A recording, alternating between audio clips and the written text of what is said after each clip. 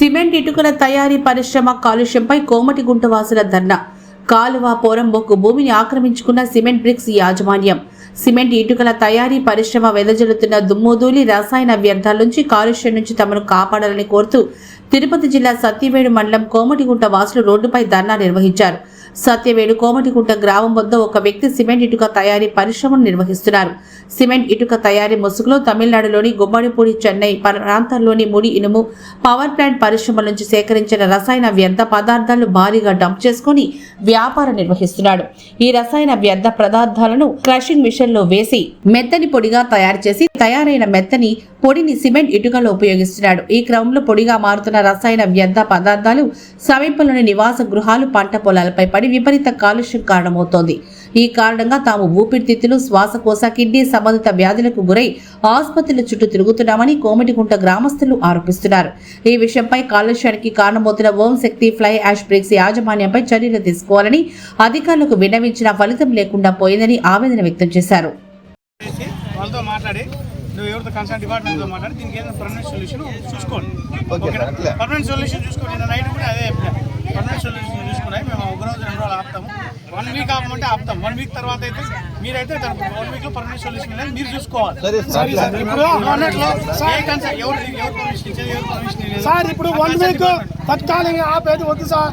ఆయన వల్ల వీలైతే జరుపుకునే తత్కాలంగా వద్దు. పర్మనెంట్ సొల్యూషన్ దానికి నువ్వు ఏం చేస్తావు, నువ్వు చేయడానికి వస్తాను. మేము ధర్నా చేస్తాము. సమస్య కాదు. అవును సార్, ఇప్పుడు ఆగిపోయింది. నువ్వు ధర్నా ఎందుకు చేస్తావు? మళ్ళీ నువ్వు ఆగిపోయింది కదా, నువ్వు ఆగిపోయింది. నీకు 2 వీక్స్ ఆపుతాం. ధర్నా గిర్నా కాదు. నువ్వు దానికి ఏం సొల్యూషన్ చేసుకుంటా? పర్మనెంట్ సొల్యూషన్ నేను ధర్నా చేస్తాను.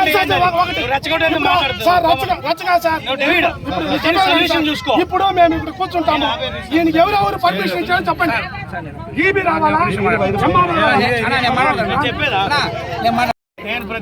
పిలిచి మాట్లాడండి. ఎందుకు సార్ స్టేషన్ పిలిపించి మాట్లాడండి సార్. ఇక్కడ వద్దు, ఇక్కడ వద్దు, పిలిపించి మాట్లాడండి. 15 రోజులు స్టాప్ பண்ணி வைக்கிட்டோம் தலைவரை. மொத்தம் நிறுத்தி வைக்கிட்டோம். அவங்க கல் மட்டும் அறுத்துக்கிட்டோம். இதெல்லாம் வேணாம். கல் நிறுத்தி அறக்கிட்டோம். அவங்க வேலை அவங்க பார்த்துக்கிட்டோம். 15 நாள் கழிச்சு அது என்ன ஆகுது நம்ம அவர் கூப்பிட்டு என்கொயரி பண்ணிட்டோம். அவங்ககிட்ட என்னென்ன பேப்பர் இது என்ன பார்க்கட்டும். பார்த்துட்டு அது மேலே என்ன முடிவு பண்ணி முக்கியமான அளவு 4 பேர் வாங்க ஸ்டேஷன்ல வச்சு பேசி నిన్న రాత్రి వచ్చి మేము దీన్ని స్టాప్ చేసిపోయినాం. మళ్ళీ అదే టైంకి అదే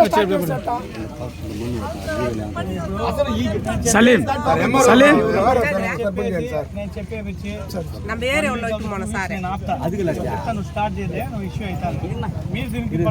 పిలవండి సార్, పిలవండి. ఇప్పుడు వద్దు, ఇక్కడ అవసరం లేదు. సరే, ఇది పోనీ మీరు వచ్చిన ప్రతి ఇంట్లో కన్నా లేకపోతే మేము ఇక్కడ కూర్చోం. ప్రతి ఇంట్లో అట్టండి. ఇంట్లో పాత్ర నుంచి వచ్చింది.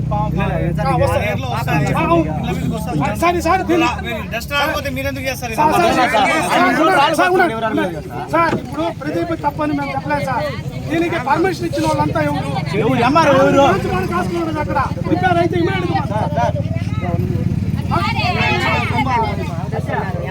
ఒక చెట్టు కూడా పోతే పోయలేదు సార్. మామిడి చెట్టు